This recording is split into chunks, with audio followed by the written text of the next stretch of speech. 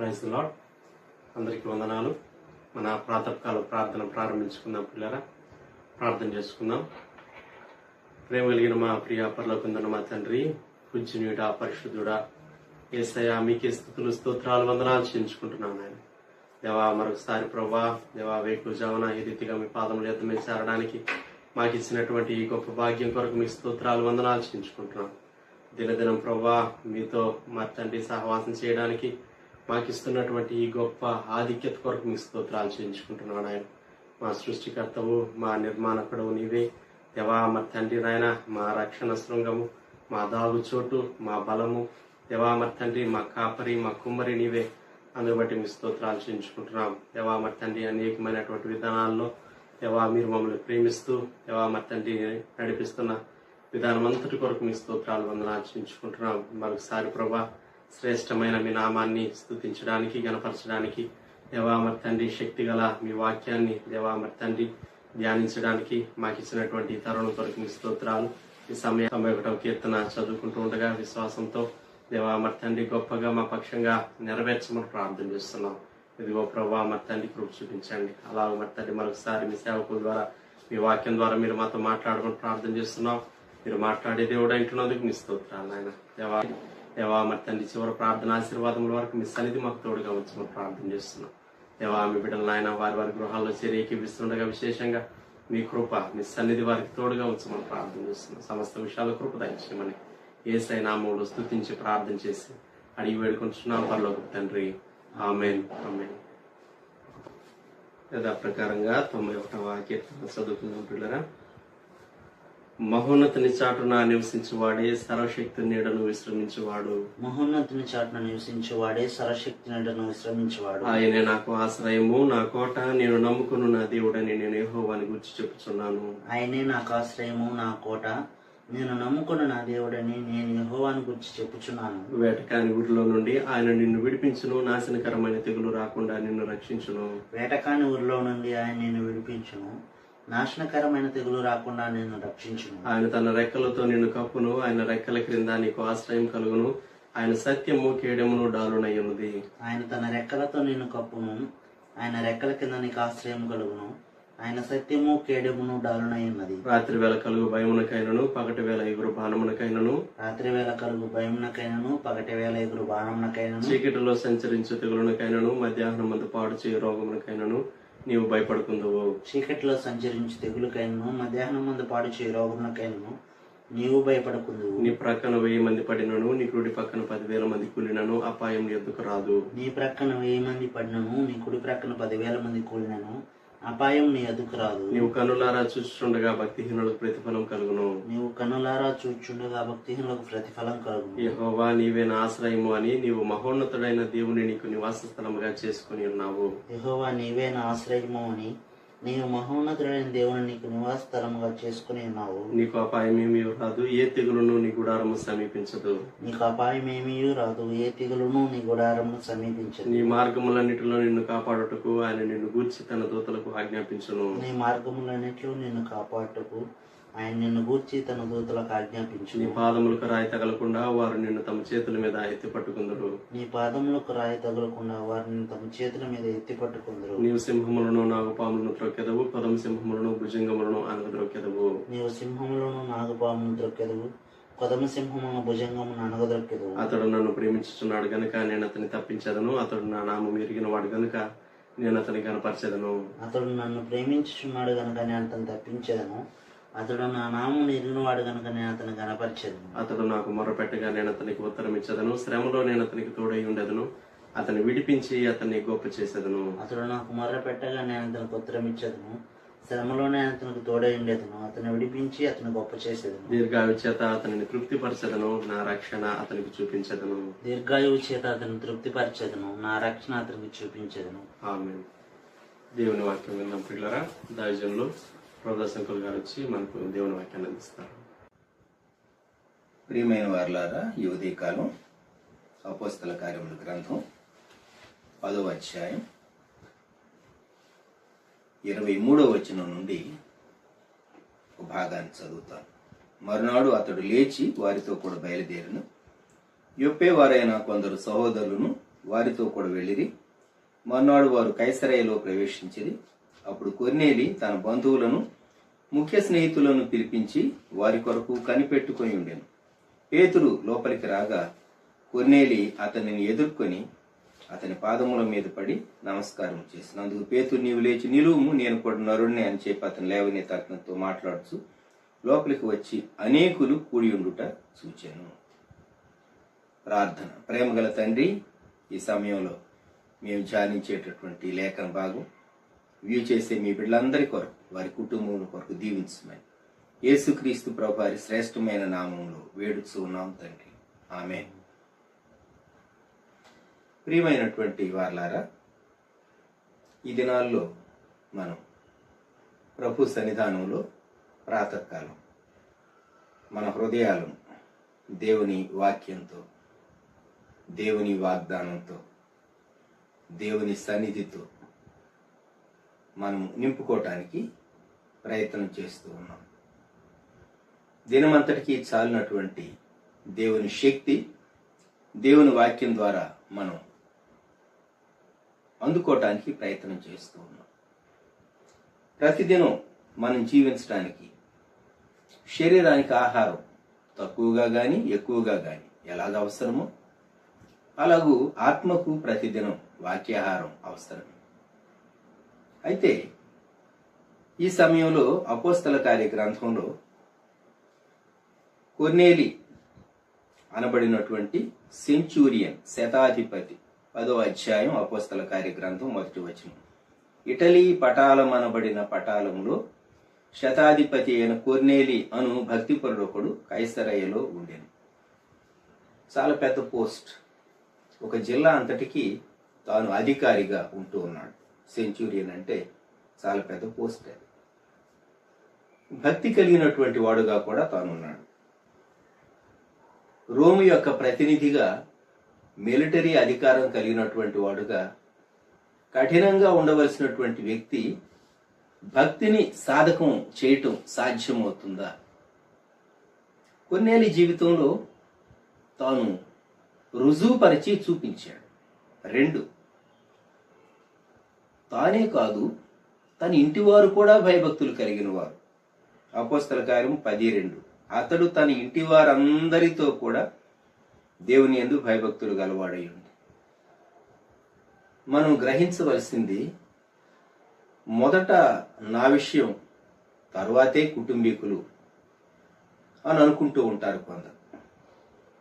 ఇంకా కొందరు అంటారు, మేము చెప్తే వింటారా అండి, మా మాట ఎవరు లెక్క చేస్తారు, ఈ జనరేషన్కి మేమేమైనా చెప్పగలమా, ఈ తరం పిల్లలు వారు వింటారా? భక్తి ముసలి వాళ్లకు, ఖాళీగా ఉండేవారికి, నిరుద్యోగులుగా ఉండేవారికి, ఏ పని చేతగాని వారికి, లోక జ్ఞానం లేని వారికి అనుకుంటూ ఉంటారు. మనము దేవుని భక్తిని గురించినటువంటి విషయాలు చెప్తే నవ్వొచ్చు, ఎగతాళి చేయొచ్చు, కుటుంబీకులు సహా అని అంటూ ఉంటారు. ఇక్కడ కొర్నేలి తన ఇంటి వారందరితో కూడా దేవుని యందు భయభక్తులు కలిగిన వాడు.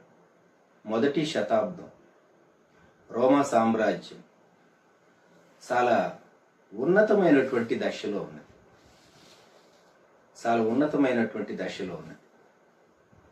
4వ శతాబ్దం గడిచిన తర్వాత 5వ శతాబ్దం వచ్చేసరికి రోమా సామ్రాజ్యం పతనమైంది. 4వ శతాబ్దంలో కాన్స్టాంటైన్ చక్రవర్తి క్రైస్తవ్యాన్ని అంగీకరించి క్రైస్తవులకు మత స్వేచ్ఛ ఇచ్చిన తర్వాత 5వ శతాబ్దంలో రోమా సామ్రాజ్యం పతనం చెందిన తర్వాత కొందరు చరిత్రకారులు ఏమని వ్రాశారట, వీరు క్రైస్తవ్యాన్ని అంగీకరించినందువలన రోమన్ మహాసామ్రాజ్యం కూలిపోయింది అని కొందరు తమ అభిప్రాయాలను వ్యక్తం చేశారట. అయితే జరిగింది అది వాస్తవం, అది కాదనుకండి.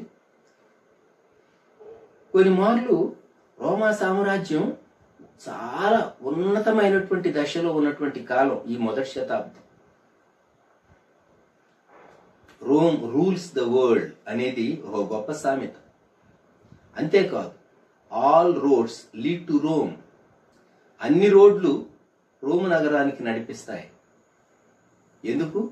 లోకరక్షకుడు ప్రభు అయిన యేసుక్రీస్తు జన్మించబోతూ ఉన్నాడు.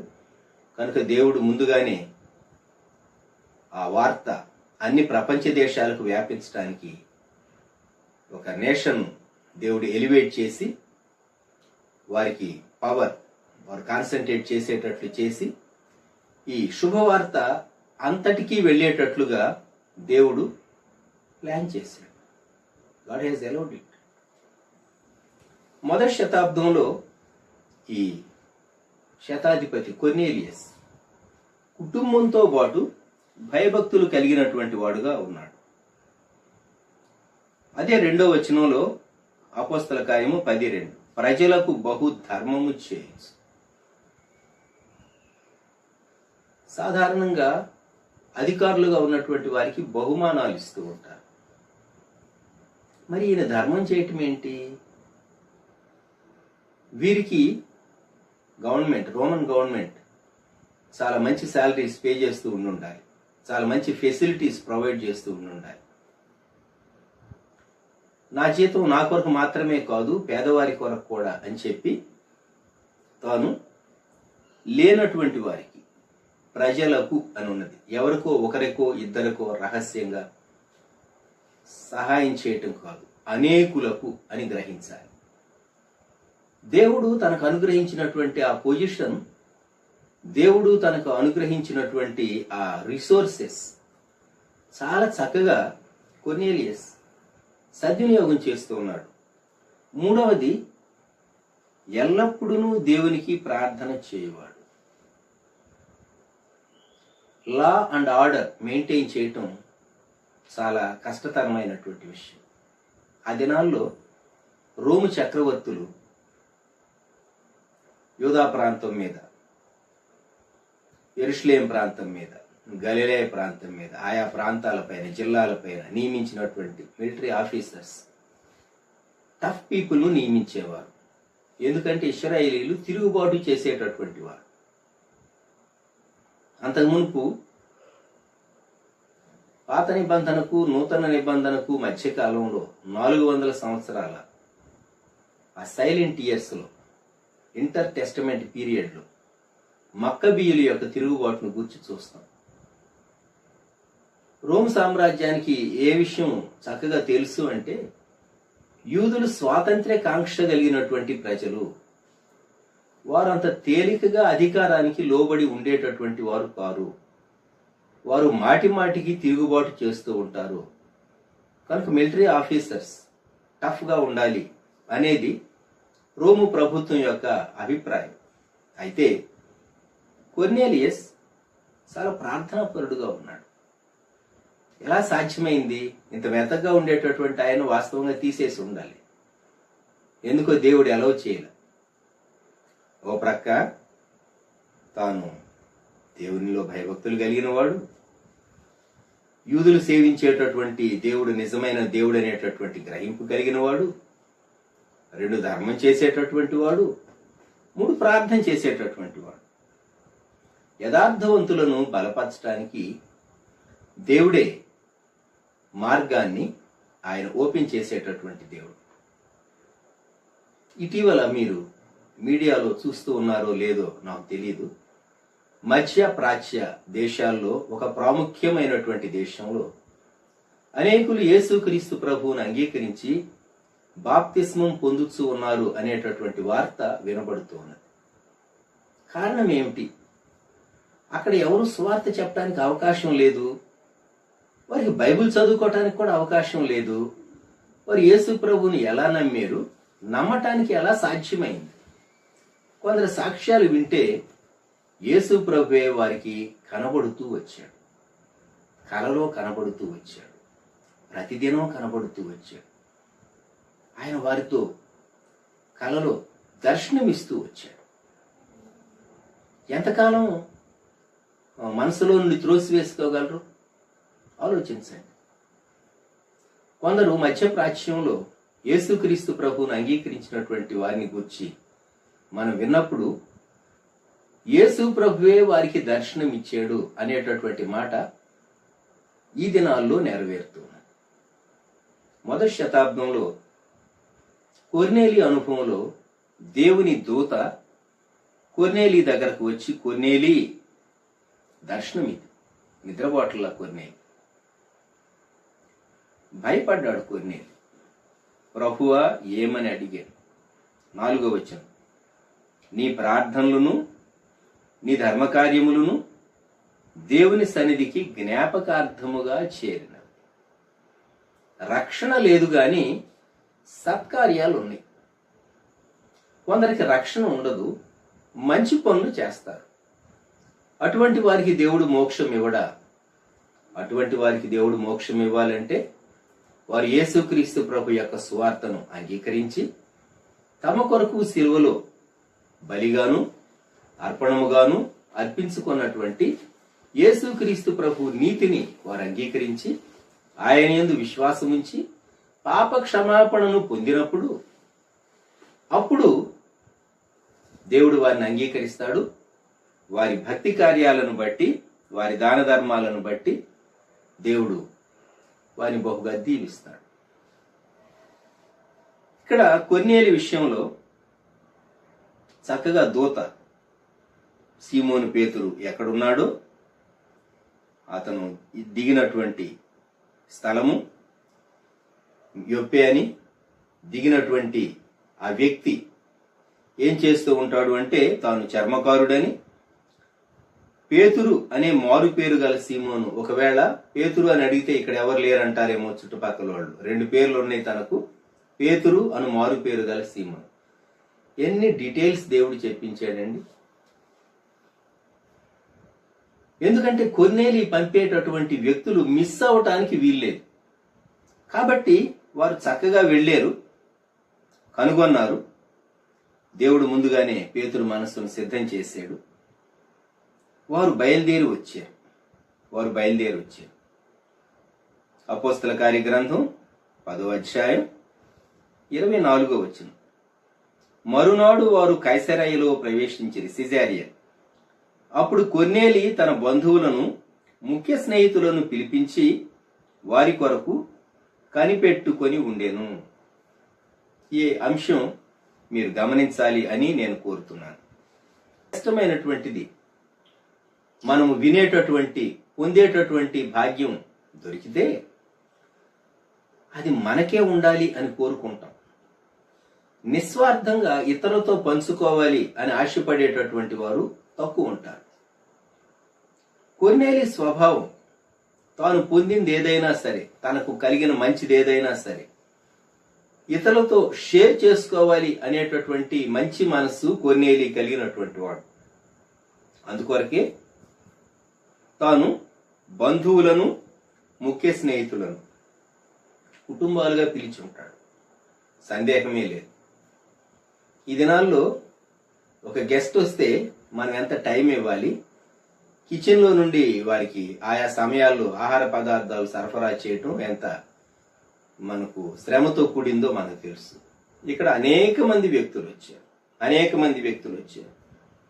వీరందరూ మనం అనుకున్నట్లు ప్రయాణ సాధనాలు చాలా త్వరితంగా కరెక్ట్ టైంకు అన్ని నడిచేటటువంటి కాలం కాదు. అది మొదటి శతాబ్దం అని జ్ఞాపకం పెట్టుకుందాం. మొదటి శతాబ్దం కనుక వారు వచ్చే వరకు వీరు వెయిట్ చేయవలసి వచ్చింది. ఈ భాగంలో నేను మీ గమనానికి తీసుకుని రావాలని ఉద్దేశిస్తూ ఉన్నది ఏంటంటే, కొర్నేలి హృదయంలో తన ఇంటిని గూర్చి, తన స్నేహితులను గూర్చి, తన బంధువులను గూర్చి భారం ఉన్నది, ఒక విజన్ ఉన్నది.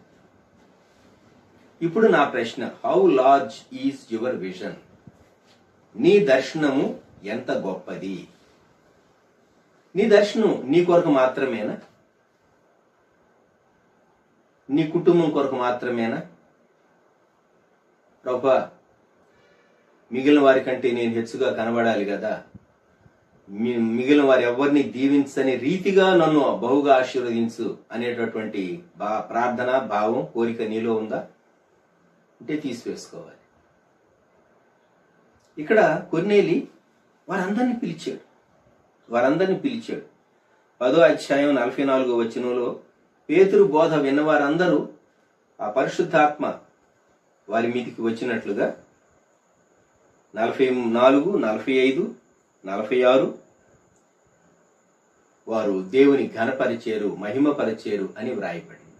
ఇది వారికి నూతనమైనటువంటి అనుభవం. వారి జీవితంలో వారు ఎన్నడూ పొంది ఉండలేదు. గమనించండి, యేసుక్రీస్తు ప్రభు యొక్క శుభవార్త చాలా శ్రేష్టమైంది, చాలా శ్రేష్టమైంది.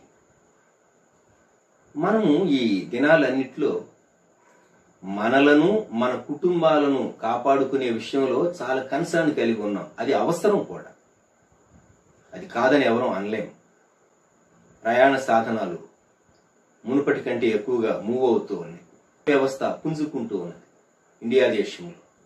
ఓ ప్రకారం ఈ సమయంలో మీరు గ్రహించాలి అని నేను కోరేది ఏంటంటే, నీ దర్శనం నీ కుటుంబాన్ని మాత్రమే రక్షించుకోవటం కొరకున్నదా, లేక దానికంటే ఇంకా కొంచెం పెద్దదా నీ విజన్?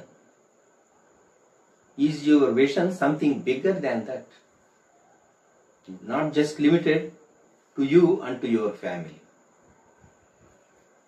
పాత నిబంధన గ్రంథంలో, యెహోషువ గ్రంథంలో రాహాబు మనకు కనబడుతుంది.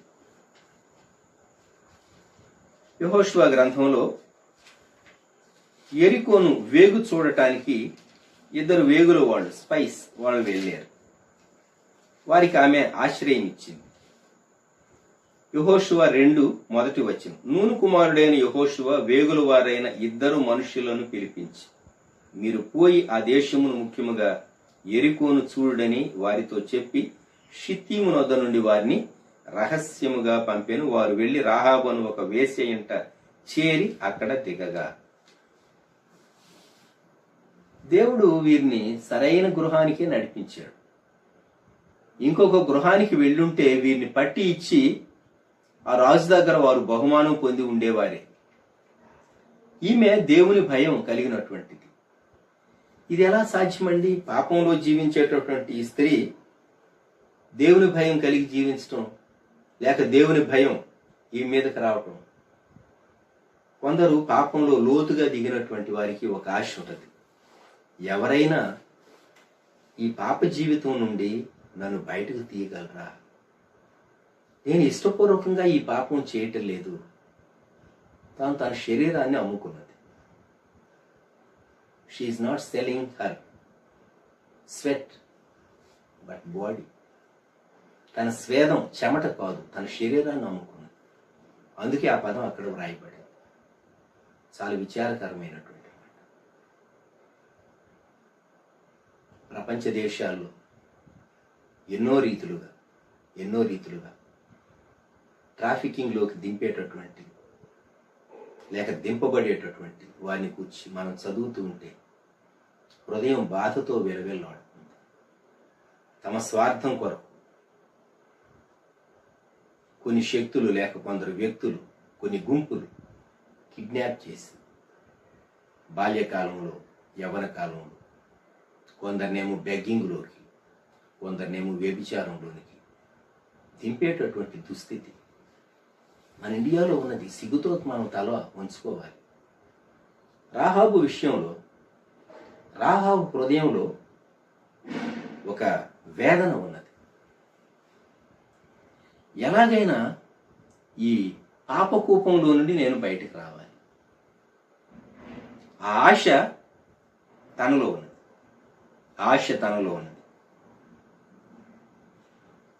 కనుక ఆ వేగుల వారితో తాను మనసు విప్పి మాట్లాడుతూ ఉన్నది. ఏమంటూ ఉన్నదంటే, యెహోషువ 2:12 నేను మీకు ఉపకారము చేసి తిని గనుక మీరును నా తండ్రి ఇంటికి ఉపకారము చేసి నాకు నిజమైన ఆనవాలుని ఇచ్చి, నా తండ్రియు, నా తల్లియు, నా అన్నదమ్ములను, నా అక్క చెల్లెండును, వారికి కలిగి ఉన్న వారందరినూ సావకుండా బ్రతుకనిచ్చి రక్షించున్నట్లుగా దయచేసి యెహోవా తోడని ప్రమాణము చేయుడని.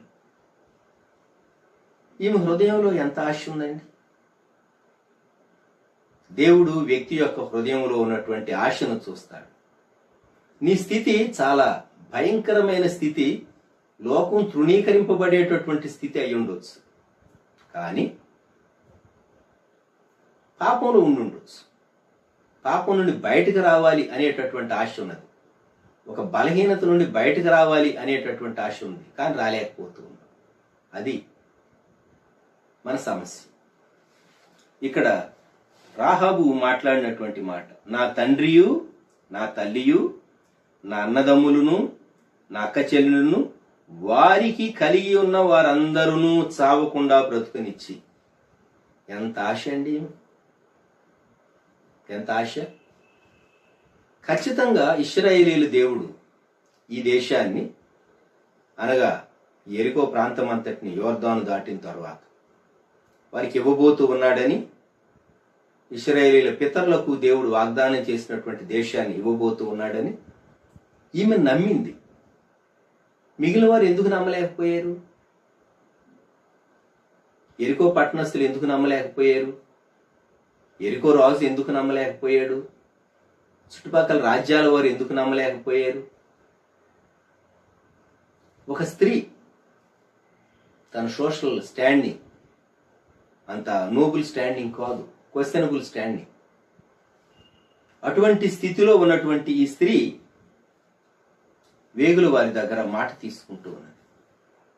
వారిని నమ్మింది. వారు ఏ మాట అయితే ఇస్తూ ఉన్నారో దాన్ని నెరవేర్చుకుంటారు అని కూడా ఆమె నమ్మింది.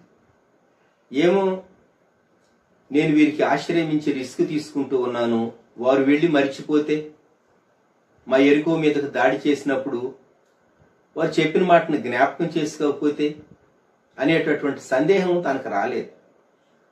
విశ్వాసంతో నమ్మింది. తాను విశ్వాసంతో నమ్మింది. అందుకే హెబ్రీ పత్రిక 11వ అధ్యాయంలో ఆ విశ్వాస వీరుల వీరవనితల జాబితాలో ఆమె కూడా చేర్చబడింది. తన యొక్క విజన్ గొప్పది. తన విజన్ ఎంత గొప్పది అంటే, నేను నా జనాంగము నుండి వేరై ఆశీర్వదించబడినటువంటి దేవుని జనాంగములోనికి నేను మాత్రమే కాదు, నా రక్త సంబంధికులు, తండ్రి తల్లి. ఆలోచించండి ఒక్క మాట. తల్లి తండ్రి బ్రతికి ఉండి కూడా ఈమె ఈ స్థితిలో ఉన్నది అంటే గత్యంతరం లేక ఆ స్థితిలో ఆమె ఉంటూ జీవిస్తూ వచ్చిందేమో. అన్నదమ్ములు, అక్క చెల్లెండ్రు, మిగిలిన ఫ్యామిలీ మెంబర్స్ ఉన్నారు. ఒంటరి కాదు. అయినప్పటికీ తాను ఈ వేగుల వారి దగ్గర ఒక మాట తీసుకుంటూ ఉన్నది. తన విజన్ను గూర్చి మనం మాట్లాడుకుంటూ ఉన్నాం.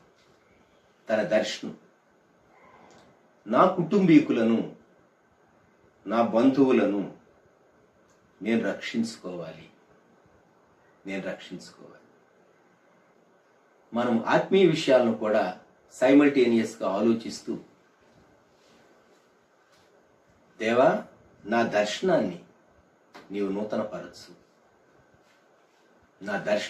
నూతనపరచు అని మనం ప్రార్థింపబద్ధంగా ఉంటూ,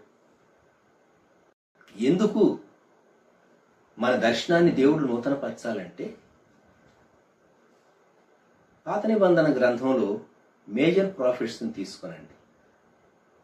యెషయా కానివ్వండి, ఇర్మియా కానివ్వండి, యెహెజ్కేలు కానివ్వండి, దానియేలు కానివ్వండి, ముఖ్యంగా పాత నిబంధనలోని ప్రవక్తల యొక్క ప్రవచనాలు, అవన్నీ చూస్తే ప్రపంచంలో ఎన్నో ఇంకా సంభవింపవలసి ఉన్నవి.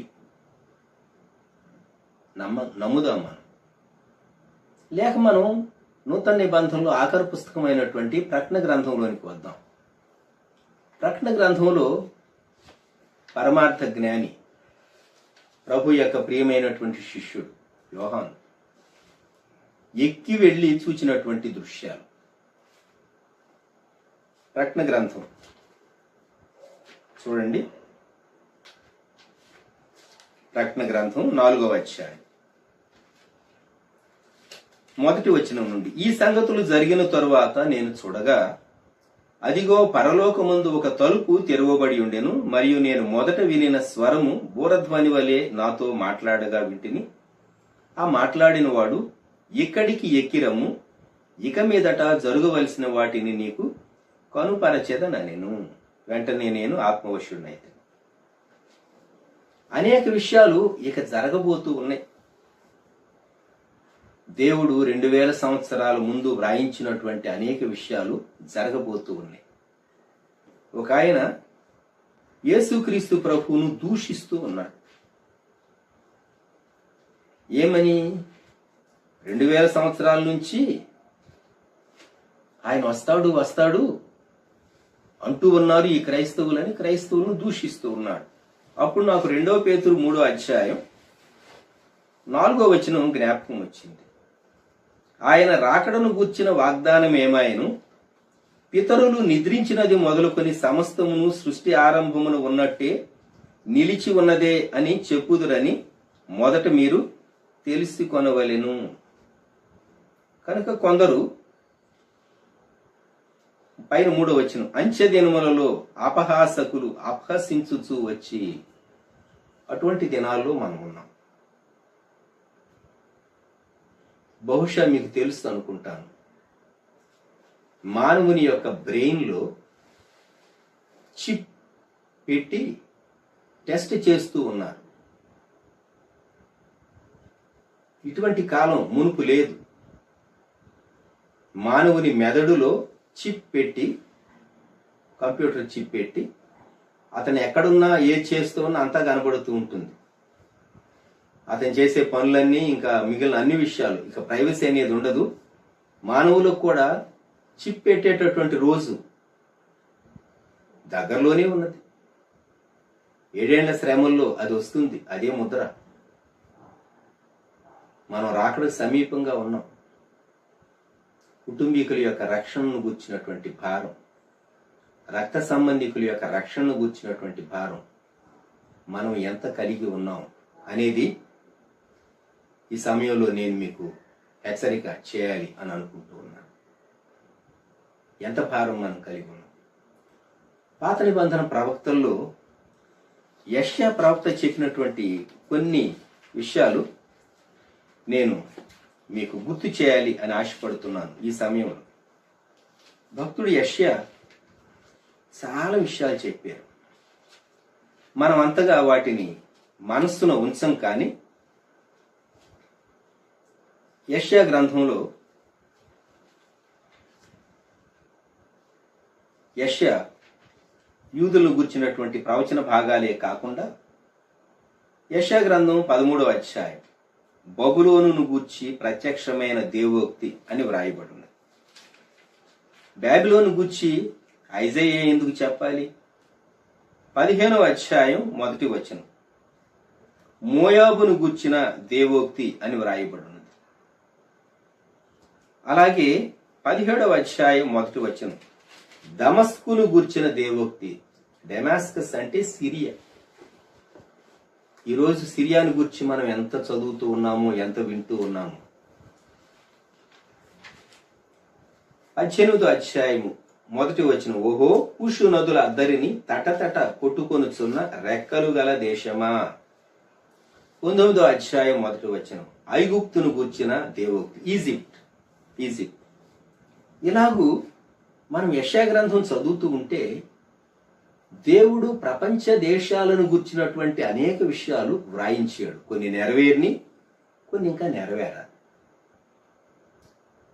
సిన్సియర్గా బైబిల్ స్టూడెంట్స్ అవన్నీ చదివి చరిత్రలో ఆ దేశం యొక్క గతంలో ఏవి నెరవేరిని, భవిష్యత్తులో ఏవి నెరవేరబోతూ ఉన్నాయి, ఇప్పుడు ఏవి నెరవేరుతూ ఉన్నాయి అనేది ఆసక్తికరమైనటువంటి స్టడీగా ఉంటుంది. ఎందుకు చెప్తూ ఉన్నాను అంటే దేవుడు ముందే భక్తుల నోట, ప్రవక్తల నోట ప్రపంచంలో జరగబోయేటటువంటి అనేక విషయాలు యూదా జనాంగానికి లేక దేవుని ప్రజలైన యూదులకు సంభవించేవి, ఆయన విశ్వసించినటువంటి విశ్వాసులకు సంభవించేవి, అన్యులకు సంభవించేవి అన్ని దేవుడు వ్రాయించాడు.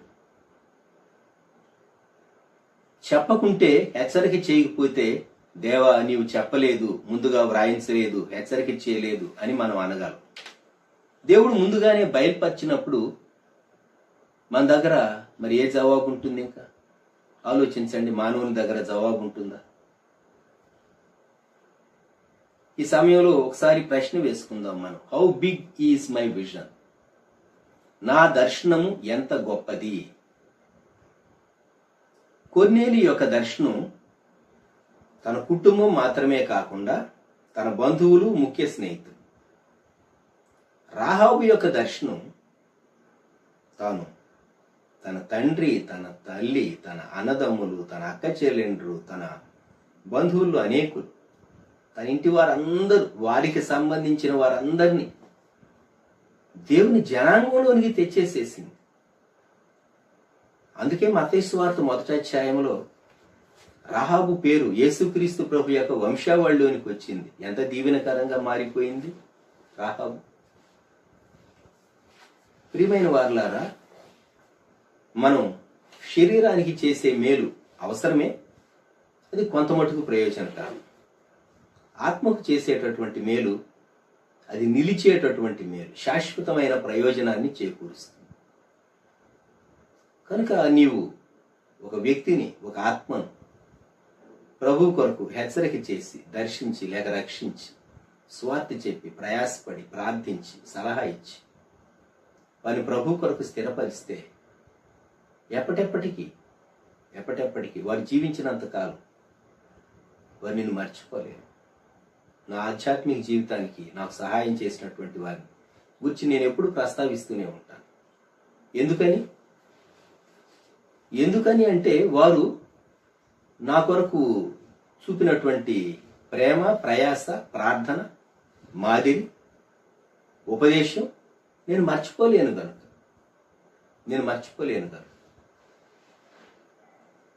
ఇక్కడ కొర్నేలిని, రాహాబును మీ ఎదుట ఉంచి నేను మీకు జ్ఞాపకం చేయగోరేది, నీ దర్శనము ఎంత విస్తృతమైనది. How big is your vision? ఒకసారి ప్రశ్న వేసుకో. ప్రార్థన చేసుకుందామా? ప్రార్థన చేసుకుందాం. ఆలోచించండి. నేను ఎంత మట్టుకు ప్రభు కొరకు, నిత్యత్వం కొరకు నేను చేయగలిగింది ఏది చేసేను? నీకు దేవుడు చాలా జ్ఞానం ఇచ్చి ఉంటాడు. నీకు చాలా విషయాలు తెలుసు. నీకు చాలా అనుభవాలు దేవుడు ఇచ్చాడు. ఎన్నో విషయాలు నీవు చెప్పగలవు నీ సొంత అనుభవంలో నుండి. ఇవన్నీ ఇచ్చినటువంటి దేవుడు నీకు ఒక పరిధి, ఒక సర్కిల్, ఒక అవకాశం, ఒక ఓపెనింగ్ కూడా దేవుడే ఇస్తాడు. గ్రహించేవా? వాడుకున్నావా? భారం కలిగి ఉన్నావా? దేవుణ్ణి అడిగేవా?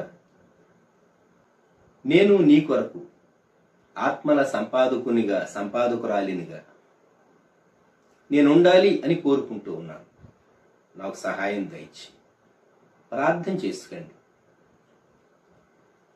ఈ మాటలు వినేటటువంటి వారు, వ్యూ చేసేటటువంటి వారు ప్రార్థన చేసుకోనండి దయచేసి.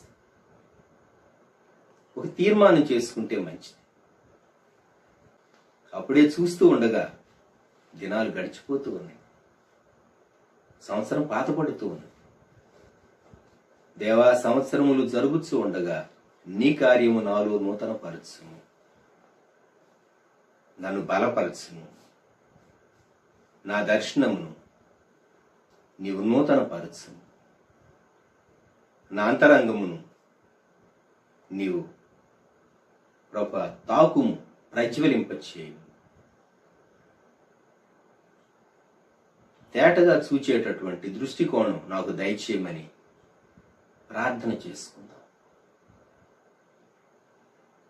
ప్రేమగల మా తండ్రి, పరిశుద్ధ ప్రభువా, గొప్ప దేవా, మా రక్షక, మహోన్నతుడా, సజీవుడా, మీకు వందనములు, స్తుతులు, స్తోత్రములు చెల్లిస్తూ ఉన్నాం.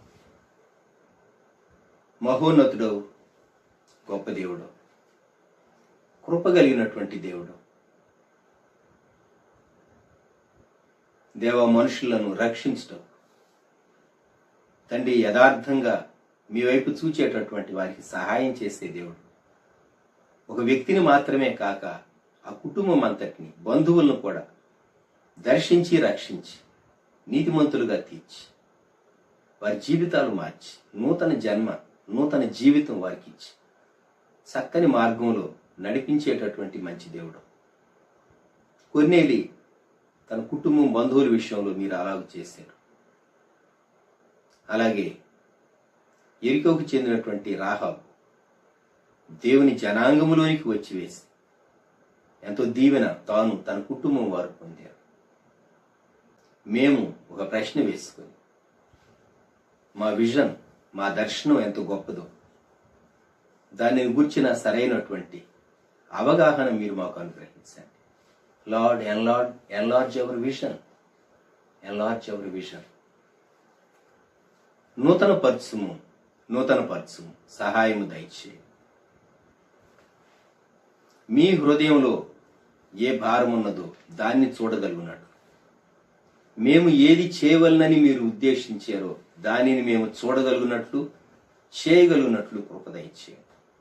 మమ్ములను, మా కుటుంబాలను, మా సంఘాలను, మా 2 తెలుగు రాష్ట్రాలు, మా దేశాన్ని, ప్రపంచంలోని ఆయా దేశాలు మీకు అప్పగించుకుంటూ దేవా మీ సన్నిధి కృప తోడుగా ఉంచి బలపరిచి మహిమను పొందుమని యేసుక్రీస్తు ప్రభు వారి శ్రేష్టమైన నామములో ప్రార్థించి స్తుతించి వేడుచున్నాము తండ్రి.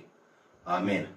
మన ప్రభు అయిన యేసుక్రీస్తు వారి కృప, దేవుని ప్రేమ, పరిశుద్ధాత్మని అన్యోన్య సహవాసం సదాకాలం సంఘమునకు తోడై ఉండును గాక. ఆమేన్.